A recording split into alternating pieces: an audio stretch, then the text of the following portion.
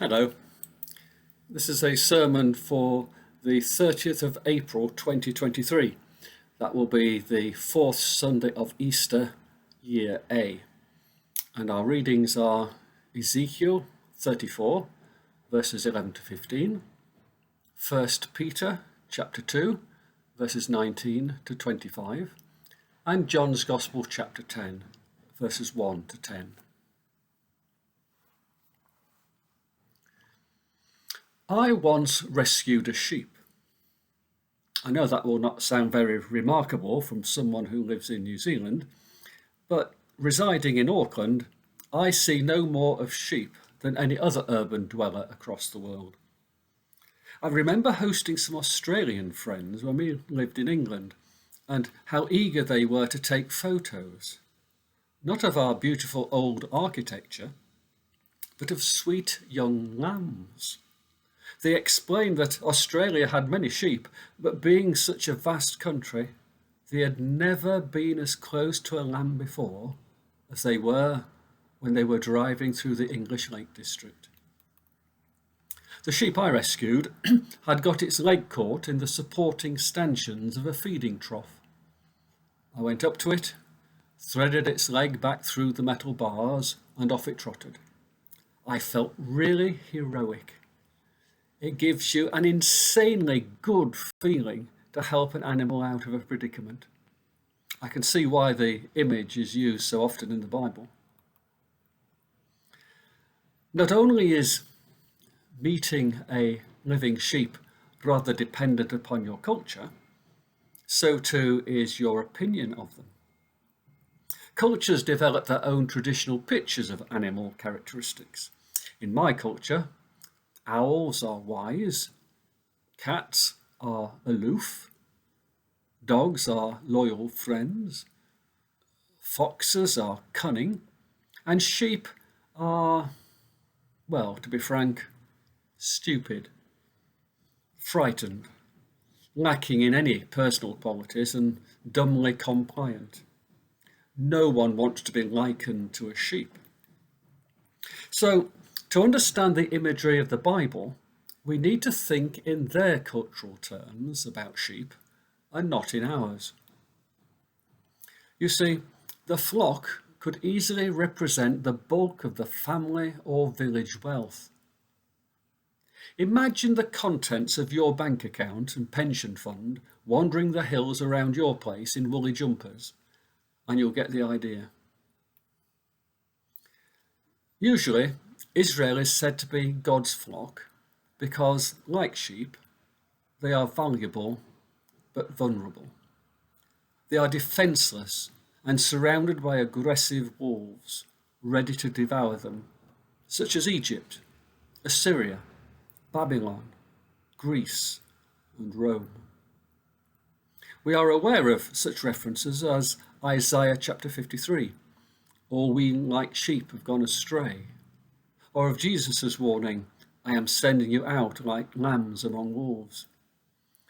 This puts God into the role of shepherd, such as in the Psalm 23, "The Lord is my shepherd, I'll not want." And in our reading today from Ezekiel, of course, Ezekiel says that God pledges to be our shepherd. In today's Gospel reading, we are introduced to the imagery of the sheep pen. There would often be one large communal sheep pen for a village into which several flocks belonging to villagers would be brought for the night. The pen would be closed by a heavy gate and the single key entrusted to the shepherd left on duty overnight. This is the symbolism behind Jesus entrusting Peter with the keys to heaven.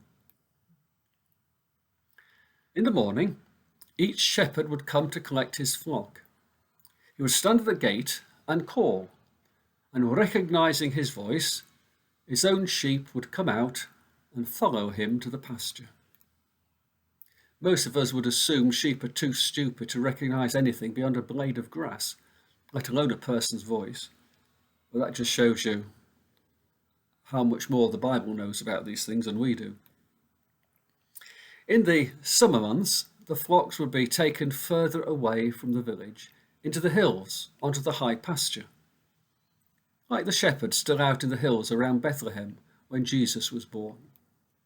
At night, flocks would be put in smaller hillside pens, comprising a simple walled area with a gap left, acting as the entrance. The shepherd would lie down across the gap, using his body to form a door.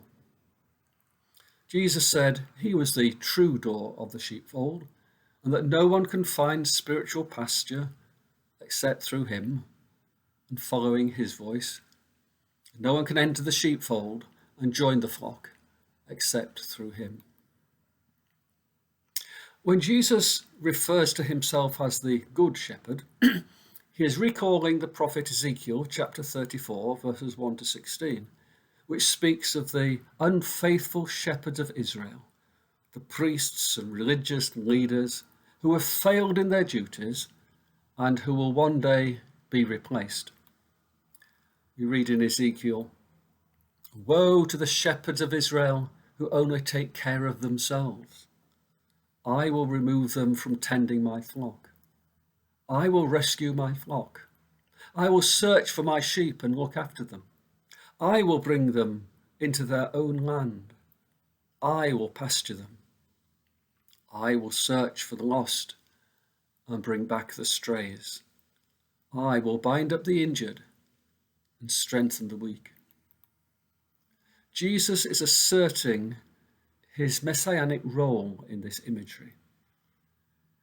He is the ultimate good shepherd who will lay down his life for the sheep. There are many things we should take to heart from this rich passage. It has much to tell us. Here are 3 things that I would wish to highlight today. Firstly, we can deduce that we are precious in God's eyes. Any sane person will think of themselves as having worth, and therefore respect the worth of other people. But let us not kid ourselves that such philanthropic attitudes are universal. Such as in the days of Jesus, when certain categories of men and women were judged to be of less worth, such as slaves or Gentiles. We too have suffered from many political and religious attitudes over the centuries that claim special privileges for one group at the expense of some other less worthy group. Such attitudes are still around today, based on colour, religion, or gender, and so on. This seems to be humanity's default position. Such is the effect of sin, as symbolised in the Tower of Babel story and the divisions put between people. Without some social, political, or religious effort to lift society out of such discrimination, societies the world over seem to fall into this pit. The equality of human beings is not something we can afford to take for granted. It was a moral value that had to be died for. Keeping that moral value will be just as costly. The American Constitution may declare that it is self-evident that all men are equal, but it is far from self-evident that even those living under that Constitution have managed to live by that truth. The Church must up its game in promoting such fundamental human values. God declares we are all his precious sheep. Much of the world believes it can safely do without such moral guardians in the modern world. But seeing what violent, malevolent, and discriminatory views take hold in the moral vacuum we have created suggests to me that those who are willing to proclaim, live by, and die for such values are far from being redundant yet. The second thing we can deduce from this passage is that we are inherently vulnerable. Again, the world lives increasingly in states of denial about the human condition. We rather enjoy frightening ourselves about our cosmic vulnerability in Hollywood disaster movies, but provided they have a triumphal ending for the survival of humanity, we can cope with the tragedy of seeing thousands and thousands of deaths before the heroes, usually American heroes, defeat the aliens or the megaquake or the tsunami or deadly virus. Yet in life outside of the cinema, we have lived in denial of our existential vulnerability. We have cosseted ourselves in our Western affluence, our Western medical services, and Western technological prowess. We've assumed an air of invincibility that kicks away the traditional supports of church and community, and increasingly marriage and family life too, in a creed of selfish individualism. The sheep is a herd animal, and despite the accumulated wisdom of human experience and religious tradition, that we are our brother's keeper, that we are group animals that can only thrive within community, we race towards the dream of personal freedom as if all the old ties of community, such as shared morals, shared faith, shared endeavour, were shackles on our freedom, rather than the glue that held us together. So much of modern culture pits us against one another, emphasising what is different between us, rather than what we have in common. We too easily forget how vulnerable our world is. We are 3 meals away from anarchy, is the well-worn phrase, usually attributed to Lenin. With war in Europe, the threat of China invading Taiwan, the rising cost and scarcity of food around the globe, the divisive, self-devouring identity politics of the culture wars, weakening societies from within. We need to remember that whenever disaster strikes, we turn first to family and neighbour for support. Regaining some balance between personal freedom and obligation to the community, between asserting our personal identity and making the necessary compromises to live together in society, is one of the most pressing needs facing the world today. We cannot live selfish lives as if the good times are going to roll on forever. We may be sitting pretty for the moment, but we would soon reach out for help from neighbour and friend if disaster were to strike us. How are we responding to those who are already facing disaster and reaching out to us? Thirdly, we reduce from this passage that human society craves leadership. This is surprising perhaps in the light of modern individualism and identity politics I've just outlined, but it seems to be a vestige of our human instinct that will not go away. Whatever our desire for individual freedom, the DNA within us still exerts its influence. We are a herd or group animal. We do feel the need to have leaders of the pack. Jesus says that he is the true shepherd of the sheep, and they know his voice, and he will lead them to spiritual nourishment.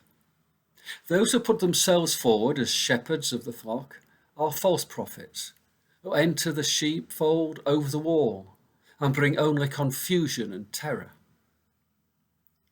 The world has a plentiful supply of those wishing to take control of the flock.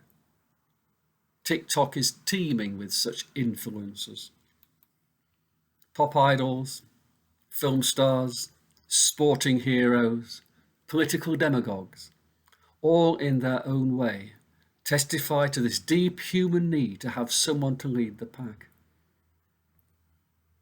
Much of modern society is atomizing, as the glue that holds us together is weakened by our divisive political and economic systems.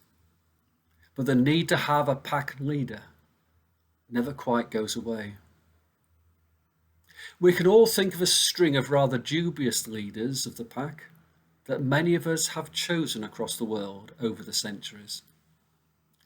This passage in John's Gospel reminds us that there is a good shepherd who truly has the welfare of the flock at heart, Jesus Christ. The passage also reassures us that we can learn to hear that voice and learn how to respond to that voice. If we are prepared to acknowledge we all crave leadership, we'd have a long way to go to find a surer, safer, and gentler pair of hands than those of Jesus. Amen.